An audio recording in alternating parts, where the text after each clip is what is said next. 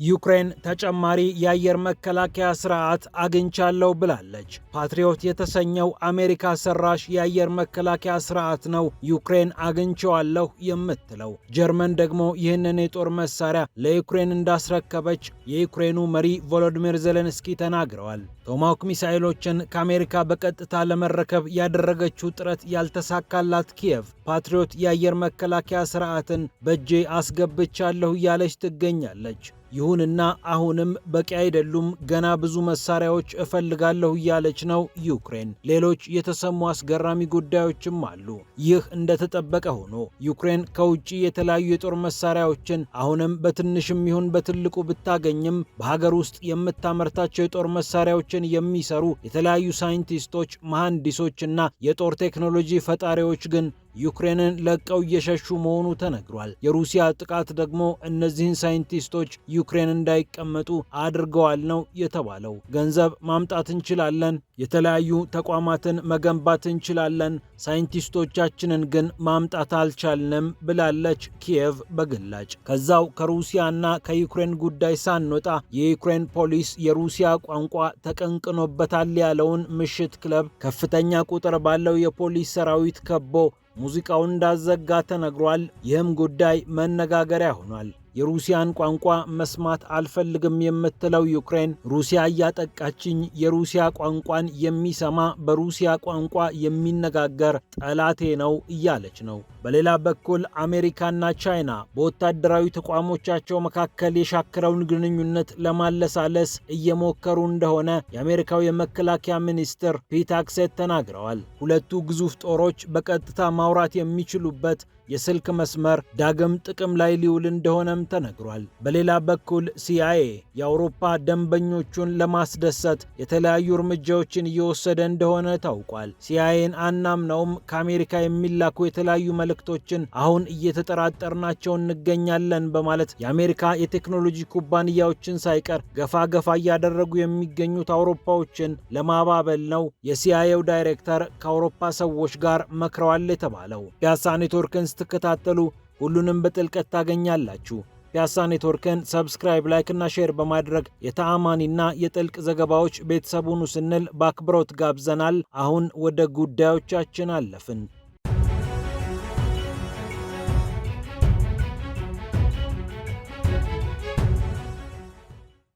ኪየቭ ተጨማሪ የፓትሪዮት የአየር መከላከያ ስርዓት ተቀብያለሁ ብላለች። አሜሪካ ሰራሾቹን የጦር መሳሪያዎች የተቀበለችው ደግሞ ከጀርመን መሆኑን የዩክሬኑ ፕሬዝዳንት ቮሎዲሚር ዜሌንስኪ አረጋግጠዋል። ቶማሃውክ ሚሳኤሎችን ከአሜሪካ ለመረከብ ብርቱ ጥረት ያደረጉትና ያልተሳካላቸው ዜሌንስኪ ከጀርመን ይህንን የጦር መሳሪያ ማግኘታቸውን በደስታ ገልጸዋል። ነገር ግን አሁንም ብዙ የጦር መሳሪያዎች ያስፈልጉናል፣ ከተሞቻችንን፣ የተለያዩ መሰረተ ልማቶቻችንን ከሩሲያ ጥቃት ለማስጣል አሁንም ብዙ መሳሪያዎች እንፈልጋለን ብለዋል። የጀርመኑን ቻንስለር ፍሬድሪክ ሜርዝን ያመሰገኑት ዜሌንስኪ ስምምነታችን ከግብ ደርሷል፣ የጀርመን ቃል ኪዳን ተጠብቋል ብለዋል። አሁን ተጨማሪ የፓትሪዮት የአየር መከላከያ ስርዓቶች በዩክሬን ይገኛሉ፣ ወደ ስራም ይገባሉ ብለዋል።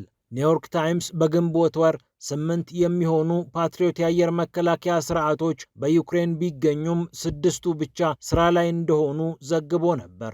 ሩሲያ ከ2023 እስከ 2025 ባሉት ጊዜያት ብቻ 40 የሚሆኑ የፓትሪዮት የሚሳኤል ማስወንጨፊያዎችን ከጥቅም ውጭ እንዳደረገች ይፋ አድርጋ ነበር በመከላከያ ሚኒስቴሩ አማካኝነት። እነዚህ የጦር መሳሪያዎች ከፍተኛ ዋጋ የሚወጣባቸው ናቸውና አሜሪካ በስስትና በጥንቃቄ ነው ለዩክሬን እየሰጠች ያለችው። የአውሮፓና ሌሎች የኔቶ አጋሮችም ለዩክሬን እነዚህን መሳሪያዎች ከራሳቸው ቀንሰው ወይም ገንዘባቸውን አውጥተው ለኪየቭ ቢሰጡም በጥቃትም እንዲሁም ሁሉንም ቦታ ማዳረስ ባለመቻሉ ምክንያት ፓትሪዮት የአየር መከላከያ ስርዓት የተፈለገውን ያህል ውጤት አላመጣም የሚሉ ቁጥራቸው ቀላል አይደለም። 25 የሚሆኑ ፓትሪዮት ሚሳኤሎችን ከአሜሪካ በተለያየ መንገድ ለማግኘት ጥረት እያደረጉ የሚገኙት ዜሌንስኪ ይህ ግን የአውሮፓ ሀገራትን ትብብር በእጅጉ የሚፈልግ እንደሆነ ተናግረዋል። እያንዳንዱ የሚሳኤል ማስወንጨፊያና የራዳር እንዲሁም የቁጥጥር ስርዓት $1 ቢሊዮን የአሜሪካ ዶላር አካባቢ ያወጣል። ዩክሬን 25 ፓትሪዮት የአየር መከላከያ ስርዓቶችን መታጠቅ እፈልጋለሁ አለች ማለት በሌላ አነጋገር 25 ቢሊዮን ዶላር አወጣለሁ ወይም አውጡልኝ አለች ማለት ነው። አውሮፓ አካባቢ የተያዘውን የሩሲያን ሀብት ዩክሬን ለዚህ የጦር መሳሪያ ፈንድ ልታውለው ፍላጎት አላት። ሩሲያ ደግሞ ይህንን ሀብት የሚነካብኝ ሌባ ነው እያለች ትገኛለች። አውሮፓዎችም በሕግ ሩሲያ ልትጠይቀን ትችላለች በሚል ስጋት ይህንን ሀብት እስካሁን አላስነኩባትም። ዞሮ ዞሮ ዩክሬን ከዚህም አለ ከዚያ እነዚህን የጦር መሳሪያዎች ትፈልጋቸዋለች። የአየር መከላከያ ስርዓቱ በሰማይ ላይ የሚበሩ ማናቸውንም አይነት ከሩሲያ የሚወነጨፉትን መሳሪያዎች ለመምታት በእጅጉ ይጠቅሙኛል ትላለች ኪየቭ።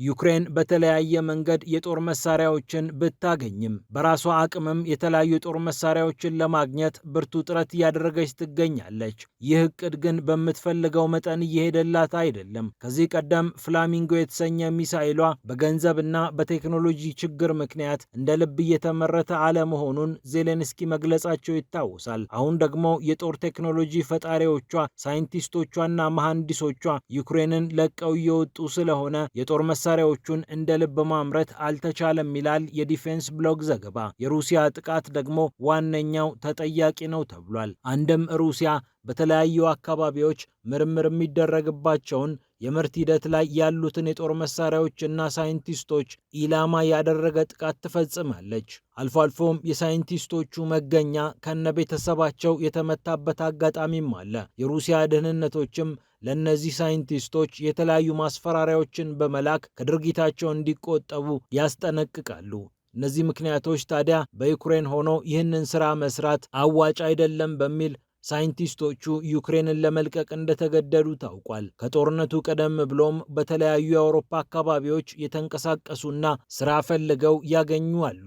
ዩክሬን ይህንን ክፍተት ለመሙላት እሺ በፖላንድ ወይም በሌሎች የአውሮፓ ሀገራት ሄዳችሁ ስራችሁን ስሩ፣ ቴክኖሎጂውን ፈጥራችሁ እኛ እዚህ እናመርተዋለን ብትልም ነገሩ ግን በቀላሉ የተስተካከለ ሊሆንላት አልቻለም።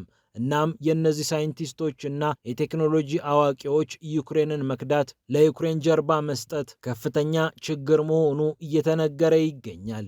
ከዛው ከሩሲያና ከዩክሬን ጉዳይ ሳንወጣ በኦዴሳ የተከፈተው የሩሲያ ሙዚቃ የዩክሬን ፖሊስ ሙዚቃው የተከፈተበትን የምሽት ክበብ ሰብሮ እንዲገባ ምክንያት ሆኗል። የሩሲያን ቋንቋ ከዩክሬን ሕዝብ ለማላቀቅ ብርቱ ስራ እየሰራች የምትገኘው ኪየቭ እንዲህ አይነቱ ድርጊት ያስቆጣታልና ፖሊስ ልካ ነው ምሽት ክበቡን ያሰበረችው። ሙዚቃውን ለማቆም የተላከው የፖሊስ ቡድንም ሙዚቃውን ማስቆም የቻለ ሲሆን ሙዚቃው ደግሞ አንድ የቤላሩስ ራፐር ያቀነቀነው በሩሲያ ቋንቋ የተዘፈነ ዘፈን እንደሆነ ታውቋል። የኦዴሳ ገዢ የሆኑት ኦሌግ ኪፐር እንዴት እንዲህ ይደረጋል በማለት ተጨማሪ ምርመራ በጉዳዩ ላይ እንደሚካሄድ ይፋ አድርገዋል። በመቶዎች የሚቆጠሩ በሩሲያ ቋንቋ የሚጨፍሩ የኦዴሳ የምሽት ክበብ ደንበኞች በዘፈኑ በሚገባ ሲዝናኑበት እንደነበረ የተለቀቁት የተለያዩ የማህበራዊ ሚዲያ ቪዲዮዎች ይጠቁማሉ። ዩክሬን ጦርነቱ ከተጀመረ በኋላ ብቻ ሳይሆን ጦርነቱ ከመጀመሩ አስቀድሞም ፊልሞችን፣ መጽሐፎችን፣ ዘፈኖችን በሩሲያ ቋንቋ ማሰራጨት አሊያም በአደባባይ የሩሲያ ቋንቋን ማውራት በሕግ ጭምር ያገደች ሀገር ሆናለች። የሩሲያ ቋንቋን በብዛት የሚናገሩት የኦዴሳ ሰዎች ግን ከሩሲያ ቋንቋ ሙሉ ለሙሉ እየተፋቱላት አይደለም።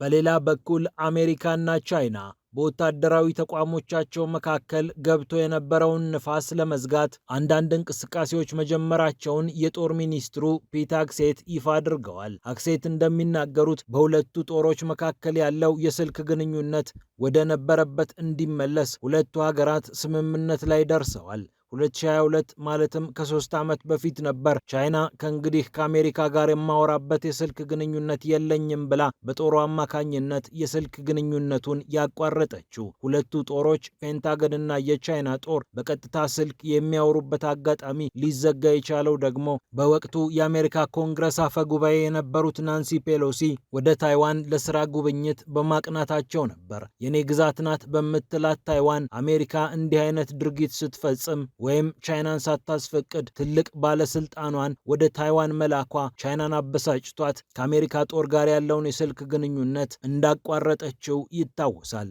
የአሜሪካው ፕሬዝዳንት ዶናልድ ትራምፕ ከቻይናዎቻቸው ከሺ ጂንፒንግ ጋር በነበራቸው ውይይት እንዲሁም የጦር ሚኒስትራቸው ፒት ሄግሴት ከቻይናዎቻቸው ጋር በነበራቸው ቆይታ ይህንን ነገር ለማስተካከል ተማምነዋል ተብሏል።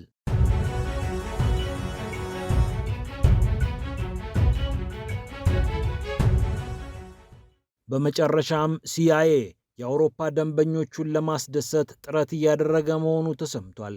ፖለቲኮ እንደዘገበው የአሜሪካው የስለላ ድርጅት በአውሮፓ አካባቢ የታየውን የእምነት ማጣት ለማስተካከል የሲአይኤው ዳይሬክተር ጆን ራትክሊፍ የተለያዩ እንቅስቃሴዎችን እያደረጉ ይገኛሉ። የአሜሪካ ቴክኖሎጂዎችን አለመጠቀም አሜሪካ መረጃዎቻችንን አሳልፋ ልትሰጥ ትችላለች የሚለው እምነት በመላው አውሮፓ እየተንሰራፋ ስለሆነ ነው ሲአይኤ ነገሩን ለመቋጨት እየሞከረ የሚገኘው።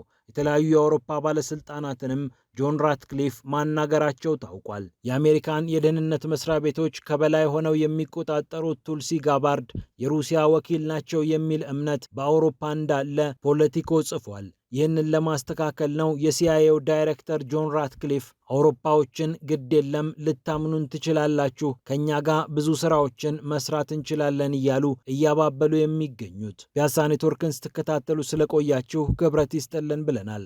ፒያሳ ኔትወርክን ሰብስክራይብ፣ ላይክ እና ሼር በማድረግ የተአማኒና የጥልቅ ዘገባዎች ቤተሰቡን ስንል በአክብሮት ጋብዘናል። ሰላም ለዓለማችን።